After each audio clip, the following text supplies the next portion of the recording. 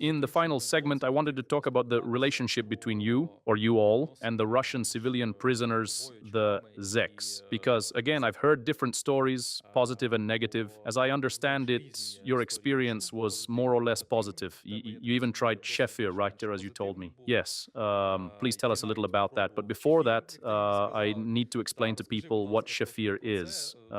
Because in Ukraine, and probably in Russia, everyone knows this word. Well, maybe only young people there don't know it. It's a very strong tea, a very sweet tea prepared in prisons by Ziki, civilian prisoners of a criminal nature. For them, it's a traditional drink. I should clarify, it's not sweet because no sugar is added to it. No sugar is added to it. No. I didn't even know that. When we arrived in Kirovsk, some of the inmates were serving their sentences there for the second or third times. They were murderers, or those convicted of murder, and some for theft. And there was one main inmate among them who informally led all the inmates. And when our first unit was sent there, the first thing that happened was they threw cigarettes over the fence to me. It was a pack of cigarettes with matches taped to it. It was kind of unexpected. At first we thought the guards were messing with us, that we had to react somehow, like throw them back so they wouldn't beat us up. And this happened literally on the second or third day after we'd been admitted. But one inmate walking by said, "This is for your unit." When I heard that, I took the pack, went into the unit, went up and said, "Guys, the inmates threw us some cigarettes, but I understand we're not allowed to say who threw them."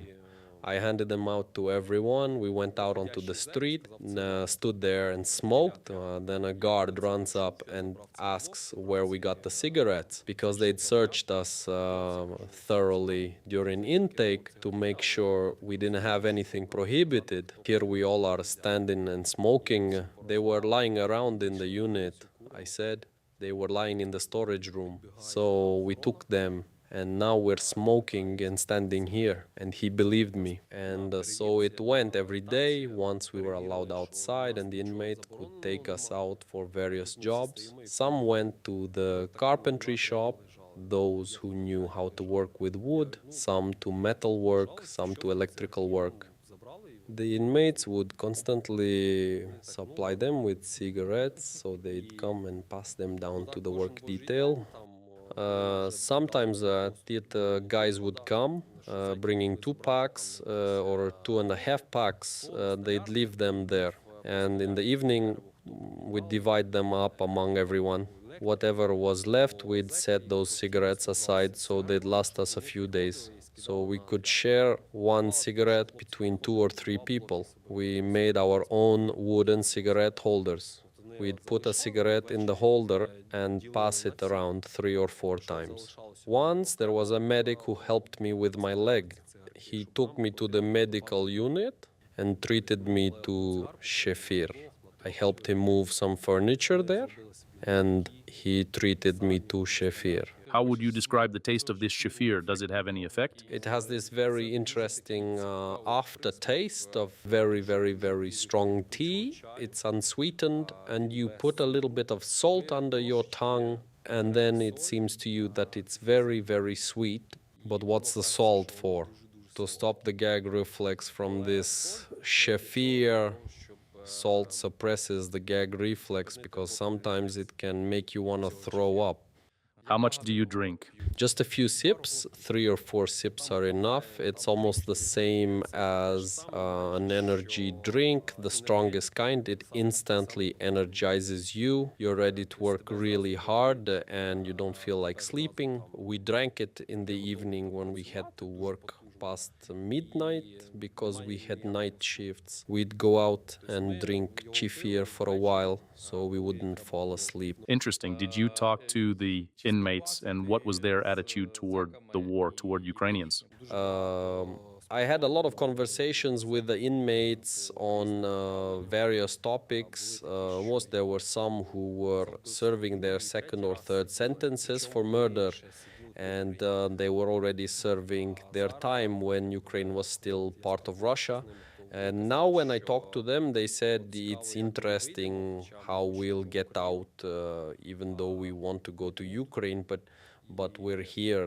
Their sentences were being extended. For example, someone might have had a year or 6 months left before release, but the Russian authorities changed the terms according to their laws and added another 2 to 3 years. Then they offered to go to war with the proposal to write off these new terms if he went to fight. And what did they say? A lot of them refused, saying, well, I'll just sit it out. I have a job, I have cigarettes, I have money to buy things. I'll sit here, earn money, but I'll get out eventually. A lot of people talked to me and said they'd look for a way to leave for Ukraine via Russia later, even through other countries. They just don't want to stay there because within Ukraine it was one thing, but with Russia everything is different. They said they wouldn't have been able to serve their sentences under the conditions we did. And when they found out how long I'd been in prison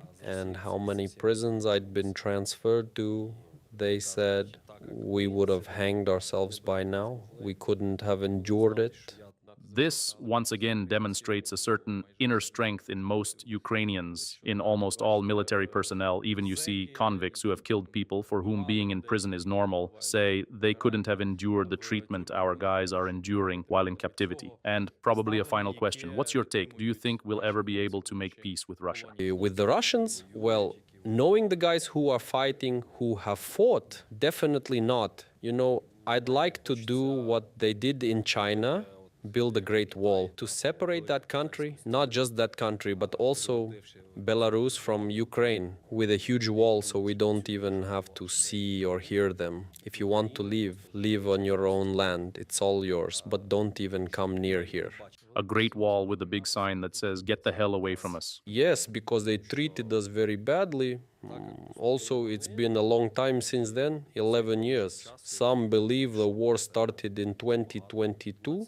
TO veterans believe it all began back in 2014. That is, we've been holding it back since 2040. Yes, we held it back strongly, powerfully, but sometimes it seems we even overdid it. Our people have let their guard down a bit.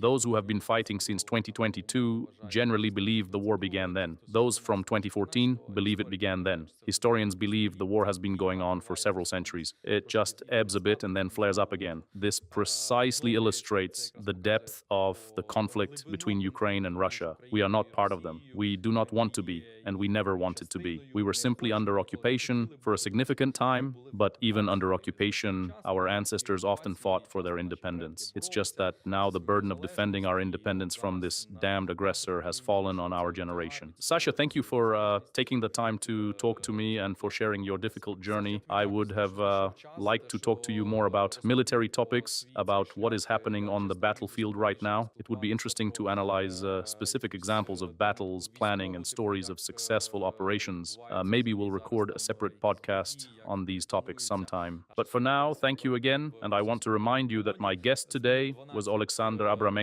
He spent 1,152 days in Russian captivity, was moved through 12 different prisons, but here he is, alive and almost healthy. I'm confident he'll recover and continue to support the Ukrainian military, perhaps more as a volunteer or an instructor. That's all. Thank you for watching.